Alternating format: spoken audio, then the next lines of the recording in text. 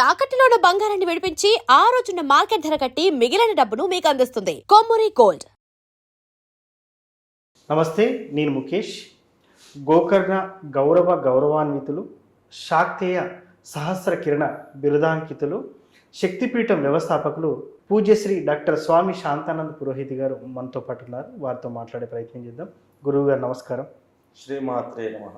నిత్య జీవితంలో కొన్ని తప్పులు చేస్తే మన ఇంట్లో ఉండాల్సిన లక్ష్మీదేవి ఉండదు, అంటే ఆర్థికంగా మనం డౌన్ అయిపోతాము, డబ్బు చేజారిపోతుంది, అసలు ఉండనే ఉండదు, దీనమైన స్థితికి దిగజారే అవకాశం ఉందని చెప్తా ఉంటారు. ముఖ్యంగా నిత్య జీవితంలో ఏ తప్పులు చేయొద్దు, ఏ తప్పులు చేయడం వల్ల మన నుంచి లక్ష్మీదేవి దూరం అయ్యే అవకాశం ఉంటుందంటారు గురువు గారు? చాలా మంచి విషయము. ఇవి మనకు తెలిసి కూడా మన చేతులారా లక్ష్మీ అమ్మవారిని మనం దూరం చేసుకుంటూ ఉంటాం. చిన్న చిన్న విషయాలు మనందరికీ తెలిసినటువంటివి, ఇవేమో పెద్ద వేద శాస్త్రాలు చదవాల్సిన అవసరం లేదు. అతి చిన్న మామూలు విషయాలు ఉన్నాయి. ఈ చిన్న చిన్న విషయాలను పాటిస్తే లక్ష్మీ అనుగ్రహాన్ని మనం సంపూర్ణంగా పొందవచ్చు. లేదంటే అమ్మవారు అంతే దూరంగా మన నుంచి వెళ్ళిపోతుంది. అందులో ఉన్నటువంటి ముఖ్యాంశాలు ఏమిటి అంటే, చాలా సందర్భాల్లో నేను ప్రస్తుతిస్తూ ఉంటాను. నిత్య దీపారాధన అనేది అత్యంత ముఖ్యమైనటువంటిది. దీపం లేనటువంటి ఇల్లు శ్మశానంతో సమానము అని మనకు శాస్త్రం చెబుతుంది, పెద్దల ఆర్యోక్తి. కాబట్టి నిత్య దీపారాధన అనేది తప్పనిసరి. కనీసం రోజులో ఉదయం పూట స్నానం చేసిన వెంబడే దీపారాధన చేయడం అనేది లక్ష్మీప్రదము అని మనకు శాస్త్రం చెబుతుంది. రెండవది, స్నానం చేయకుండా వంటలు వండుతూ ఉంటారు. ఆ రకంగా చేసినప్పటికీ కూడా అది మనకు అలక్ష్మి ప్రవేశిస్తుంది, లక్ష్మి వెళ్ళిపోతుంది.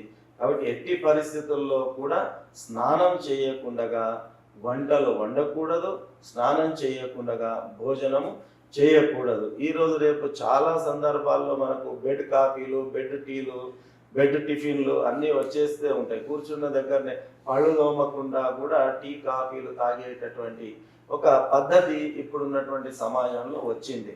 అలా చేయడం వల్ల మనకు లక్ష్మి అనేటటువంటిది పారద్రోలిపోతుంది. అంతేకాకుండా పెద్దలు మనకు చెప్పారు, మనము పడుకునేటటువంటి పరుపు ఏదైతే ఉంటుందో ఆ పరుపుపై కూర్చొని టిఫిన్లు కానీ భోజనాలు కానీ ఎప్పుడు కూడా చేయకూడదు. అది కూడా దారిద్ర్యాన్ని కొని తెచ్చేటటువంటి విషయం.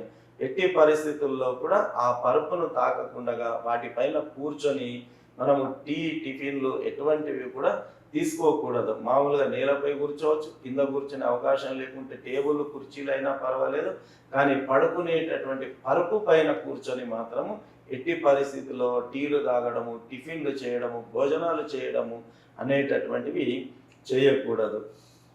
ఇది ఒకటి మనం పాటించాల్సినటువంటిది. అంతేకాకుండా సాయం సమయం లోపల నిద్రించకూడదు. సాయం సమయంలో నిద్రించినా కూడా దారిద్ర్యం వస్తుంది, లక్ష్మీ అమ్మవారు వెళ్ళిపోతుంది. సాయం సమయంలో గోళ్ళు కత్తిరించుకోకూడదు, సాయం సమయంలో కటింగ్ చేసుకోకూడదు. ఈ రకమైనటువంటివి.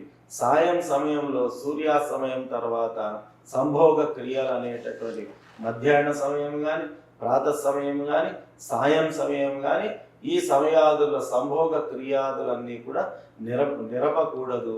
అలా చేసినప్పటికీ కూడా అది పితృదేవతల ఆగ్రహానికి గురి కావడము, తద్వారా లక్ష్మి వెళ్ళిపోవడం అనేటటువంటిది జరుగుతుంది. ఇంట్లో కనుక శుచి శుభ్రత కనుక లేకపోయినట్టయితే, కొందరు ఇళ్లలో మనం చూస్తూ ఉంటాం, ఎక్కడ పరుపులు అక్కడ పడి ఉంటాయి, ఎక్కడ సామాన్లు అక్కడ పడి ఉంటాయి, ఎక్కడ ఉన్నటువంటి వస్తువులు చిందర వందరగా కనిపిస్తూ ఉంటాయి. ఏ ఇంట్లో అయితే శుభ్రత అనేటటువంటిది ఉండదో ఆ ఇంట్లో లక్ష్మీదేవి క్షణము కూడా నిలవదు అని చెప్పి మనకు శాస్త్రం మనకు తెలియచేస్తూ ఉన్నది. అంతేకాకుండా ఏ ఇంట్లోనైతే స్త్రీలు దూషింపబడతారో, అకారణంగా కన్నీళ్లు వాళ్ళు కారుస్తారో, ఆ రకంగా ఇంట్లో ఉన్నటువంటి మాతృమూర్తులు కన్నీళ్లు రాలిస్తే కూడా ఆ ఇంట్లో లక్ష్మీ నివాసం ఉండదు అనేటటువంటిది శాస్త్రం మనకు తెలియచెబుతుంది. పితృదేవత ఆరాధన ఏ ఇంట్లోనైతే జరగదో, కొంతమంది వాళ్ళ నాన్నలు కానీ, అమ్మలు కానీ, తాతలు కానీ, అవ్వలు కానీ చనిపోయి ఉంటారు. సంవత్సరానికి ఒకసారి కనీసము పితృదేవత ఆరాధన చేసి పెద్దల్ని చేయడము, ఆ రకమైనటువంటివి ఉంటాయి. కనీసంలో కనీసం ఫలానా వాళ్ళు చనిపోయినారు, ఫలానా రోజు చనిపోయినారు అని వాళ్ళని స్మరించుకొని పెద్దల పితృదేవతల ఆరాధన కూడా మర్చిపోతున్నటువంటి కుటుంబాలు ఎన్నో ఉన్నాయి. తద్వారా ఆ పితృదోషం వల్ల లక్ష్మి అనేటటువంటిది వెళ్ళిపోయేటటువంటి అవకాశం ఉంటుంది. ఆ రకంగా ఇటువంటివి ఎన్నో చిన్న చిన్న విషయాలు మనకు మన శాస్త్రంలో సూచించడం జరిగింది.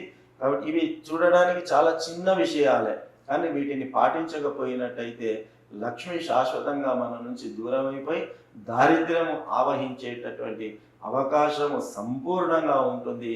కాబట్టి ఈ చిన్న చిన్న మార్పులు మన జీవితంలో కనుక మనం తెచ్చుకున్నట్టయితే లక్ష్మీ అనుగ్రహాన్ని పొందుతాము.